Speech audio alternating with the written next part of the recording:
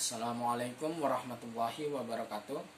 Perkenalkan, nama saya Febri Widayanto. Saya mahasiswa dari Universitas Islam Syekh Yusuf Tangerang,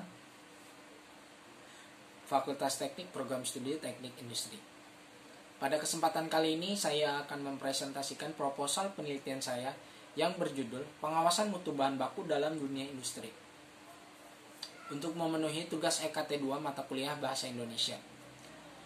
Latar belakang dalam proposal penelitian ini, industri adalah kegiatan yang menggunakan mesin atau tenaga manusia untuk menghasilkan keuntungan. Industri dibagi menjadi dua macam. Yang pertama adalah industri jasa, yang kedua adalah industri manufaktur. Industri jasa adalah industri yang memberikan pelayanan jasa seperti pengiriman barang atau transportasi. Yang kedua adalah industri manufaktur. Industri manufaktur adalah industri yang mengolah bahan mentah atau bahan setengah jadi menjadi bahan yang memiliki nilai lebih sebelum didistribusikan kepada konsumen. Salah satu industri manufaktur adalah industri makanan dan minuman. Pada dasarnya manusia membutuhkan makanan dan minuman untuk keberlangsungan hidupnya. Kebanyakan masyarakat modern saat ini banyak yang mengkonsumsi makanan yang instan. Oleh karena itu, dalam proses produksi, makanan dan minuman haruslah memiliki kualitas yang baik dan halal. Dalam dunia industri, untuk memastikan kualitas bahan baku yang baik, harus ada tim quality control.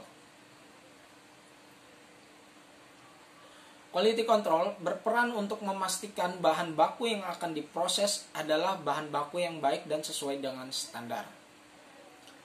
Saat bahan baku yang tiba dari vendor itu tiba di pabrik, maka tim quality control langsung melakukan pengecekan mulai dari dokumen, fisik, dan analisa. Dokumen mulai dari surat jalan dan Certificate of Analysis. Certificate of Analysis itu sangat penting karena untuk mengetahui apakah bahan tersebut telah memiliki atau telah dianalisa oleh vendor dan sesuai dengan standar yang telah ditetapkan oleh perusahaan atau tidak. Pengecekan bahan baku meliputi tanggal produksi, expired, batch, dan juga fisik. Beberapa bahan baku ada yang memang harus dianalisa di lab terlebih dahulu dan ada beberapa bahan baku yang memang hanya membutuhkan analisa fisik saja. Dalam proses bongkar bahan baku, untuk memastikan kualitas bahan baku yang baik, maka dibutuhkan kehati-hatian dalam proses bongkar tersebut, yaitu dengan cara meletakkan dan menata bahan baku dengan secara hati-hati.